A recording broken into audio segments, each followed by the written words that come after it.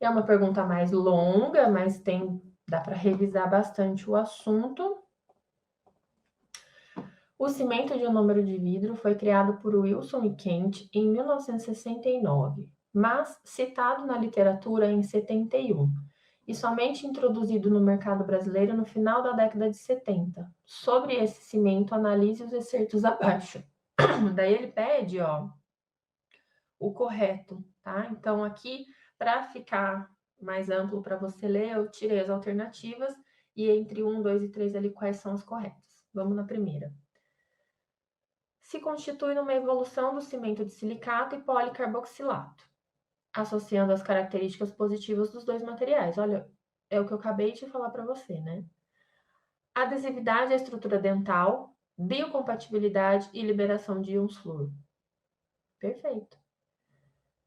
O grande interesse no desenvolvimento do cimento ionomérico ocorre em função das características favoráveis que ele apresenta, que são coeficiente de expansão térmico linear semelhante ao da estrutura dental, proporcionando bom vedamento marginal porque ele se une de fato ao dente. União a diferentes substratos, como dentina e esmalte. Compatibilidade biológica, mas aquilo que eu disse a você, de remanescentes dentinários de pelo menos meio milímetro. E liberação de íons flúor capaz de exercer um efeito cariostático local. Perfeito. Então, essa também estaria correta. 3. O material libera grandes quantidades de íon flúor durante sua geleificação. Olha aí. A geleificação acontece de 24 a 48 horas, mas até 72 ela continua liberando um pouquinho. Durante essa geleificação, durante essas 48 horas, é o pico de liberação, tá? Então, ele libera bem mais. Até completar 72 horas, ele vai diminuindo, né, a quantidade de flúor ali. Então, o limite é 72 horas, mas durante a geleificação é o pico de liberação, tá? E que esta propriedade se mantém em níveis mais baixos por longos períodos. Este fato ocorre devido ao caráter dinâmico do material, capaz de recarregar-se com flúor proveniente de outras fontes, tais como aplicação tópica de flúor, dentifrício, fluoretado, solução com flúor para bochecho, e eu acrescentaria aí a água fluoretada que a gente tem numa grande parte dos municípios do nosso país, certo? Então tá tudo correto em relação ao CIB. E aí, pessoal, são informações, principalmente a 3, né? Que se você não está estudando, você vai se perder, você vai achar que isso daí não existe em nada, tá? Então, a importância de você estudar o que a sua banca quer de você faz toda a diferença. Agora a gente volta para uma questão mais curtinha de novo, né? Qual alternativa abaixo não se caracteriza como uma propriedade do cimento de monômero de vidro? Então, o que ele não faz? União química melhor em esmalte do que dentina. Na verdade, não tem melhor nem pior, ele se une ao dente, ponto final, tá? Então, essa aqui que é a resposta mesmo. Liberar flúor durante sua vida útil. Não gosto dessa resposta vida útil, porque enquanto ele estiver na boca do paciente, ele tá útil, né? Mas aí vamos pensar. Tudo não tá tão errado vida útil também, porque se ele pode ser recarregado, né? Então, enquanto ele estiver na boca, ele realmente vai liberar flúor. Mas lembrem-se que acaba, mas ele vai ser constantemente recarregado se houver a presença de flúor no meio bucal. Mineralização de lesão de cárie. Não gosto desse termo também, mineralização. Mas quando a gente tem, lembra do tratamento expectante, que a gente ainda tinha um pouco de lesão de cárie lá embaixo, que a gente ia remover em diferentes sessões? Ele não mineraliza a lesão de cárie, ele estaciona o processo ali carioso, né? E aí o dente vai liberar ali uma dentina terciária que de fato mineraliza o que foi desmineralizado. Então, assim, ele promove, acelera uma resposta celular, tudo bem. Mas mineralização das lesões não é bem exatamente assim que acontece, mas é o que está no livro, e quando a gente vai no fundo da reação química, né, que acontece, a gente vê que não é bem assim, mas tá certo também. Aqui está um erro de digitação. Coesão térmica linear similar à dentina. Não é coesão, né? É coeficiente. Então, aí foi um erro de digitação deles. E aí, eu peço para você voltar rapidinho aqui na outra questão. E, quer ver? 2020. E eu volto bem nesse termo aqui, ó. Coeficiente de expansão térmica similar ao da estrutura dental. Aí aqui estava errado, né? 2022, similar à da dentina. Gente, as bancas se repetem. Eles se repetem tanto que eles usam as mesmas palavras. Isso quando eles não colocam Ctrl+C, Ctrl+V de questão. Então, assim, muitas vezes já aconteceu de, na mesma banca, eu ter anos diferentes ou dentro do mesmo ano, só que cidades diferentes, a mesmíssima questão. Mesma questão, igual, sem mudar nada. Mesmo que você se depare com a mesma questão que você estudou, leia a questão inteira, tá? Não vai acreditando que você já sabe a resposta só batendo o olho, não. Tá bom? Então, letra A é a incorreta. Vamos a uma questão. Faz tempo que a gente não fala de questão, ó. Questão do ano passado. Fala assim, ó. É considerado o anestésico local mais utilizado no mundo. Bom, não precisava nem mais ler a questão, né? É considerado o anestésico local mais usado no mundo. Qual que é? Lidocaína. É o mais usado no mundo.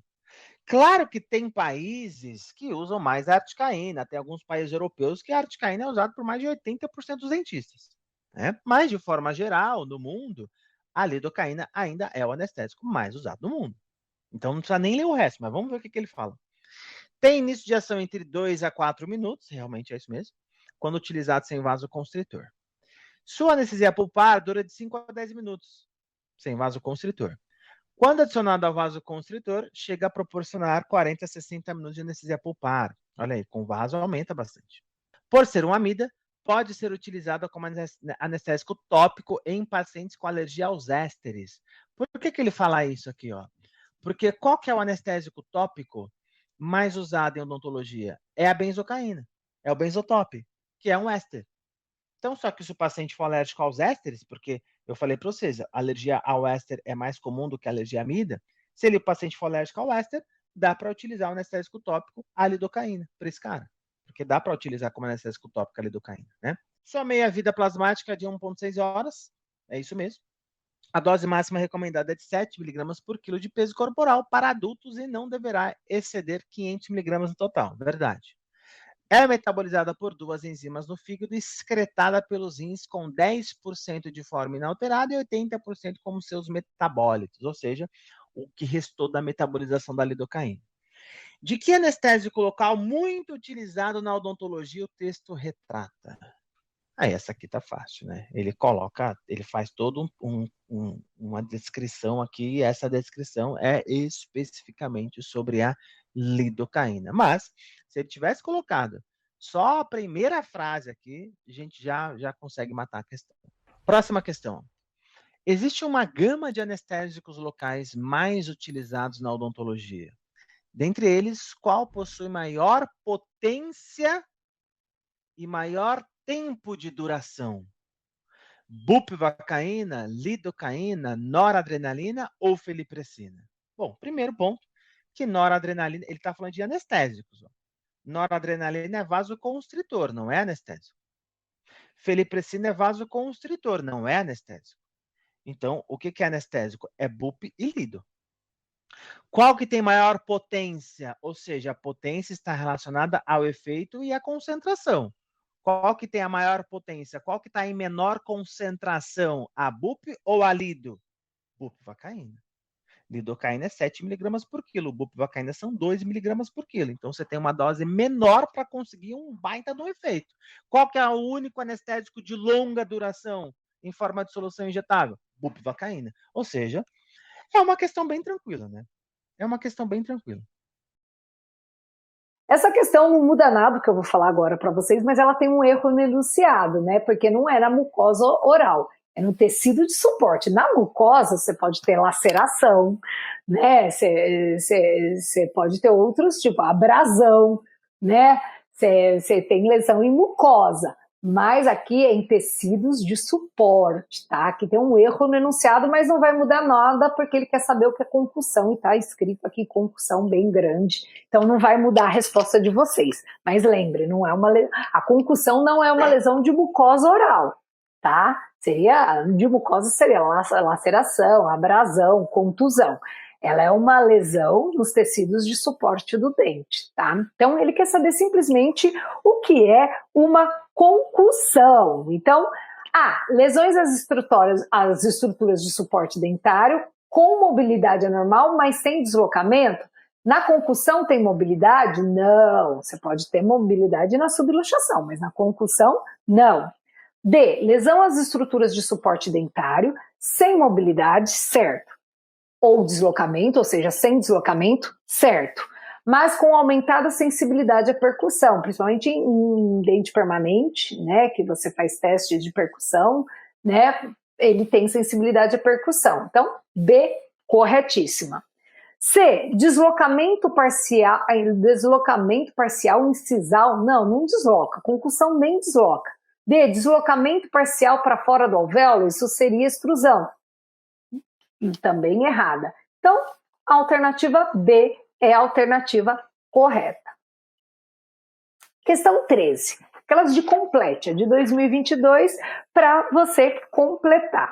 Das lesões de mucosa oral, de novo, voltar para a mucosa, né? Não é de mucosa. Na mucosa seria laceração, contusão e abrasão, tá? Seria das lesões nos tecidos de suporte do dente. A pessoa que escreveu isso precisava estudar mais sobre trauma, né? O tananana é o deslocamento do dente, do elemento dental para fora do seu alvéolo. Assinale a alternativa que preenche corretamente a lacuna do texto. Quem é o deslocamento para fora do alvéolo? Seria o que? A avulsão, tá? Então, a avulsão é o termo correto. Se bem que essa questão não está tão perfeita assim. Então, a questão não está bem escrita assim. Por quê? Porque a luxação extrusiva também é um deslocamento do dente parcial. A avulsão é total. Então, faltou aí um parcial total. Como ele não falou nada, falou que o dente deslocou para fora, a gente considera que é a avulsão, e essa era a resposta A. Mas a avulsão é o deslocamento total do dente para fora do alvéolo. E o deslocamento parcial para fora do alvéolo seria a luxação extrusiva, tá? Então, ela não é uma questão tão perfeita assim. Mas não é subluxação, né? E extrusão, luxação extrusiva, aqui é a mesma coisa, ou seja, aí teria até 3 alternativas. Mas como ele falou dental para fora do alvéolo, a gente considera que foi total, mas se alguém implicou com essa questão, poderia até implicar, tá? Porque a extrusão, ou a luxação extrusiva, não deixa de ser um deslocamento para fora do alvéolo, porém parcial, tá? Durante o exame clínico do trauma dental, o cirurgião dentista deve se atentar aos seguintes aspectos durante a avaliação dos tecidos moles, porque os tecidos moles, eles podem sofrer, né, como eu disse, uma contusão, uma laceração, que é um corte, uma abrasão, que é um ralado, então tudo isso pode acontecer. O que a gente tem que observar no tecido mole? Trinca e fratura? Trinca e fratura não é em tecido mole, é em dente, então já não é a A. B, exposição pulpar e luxação, isso também é em dente, não é em tecido mole, já não é a B. C,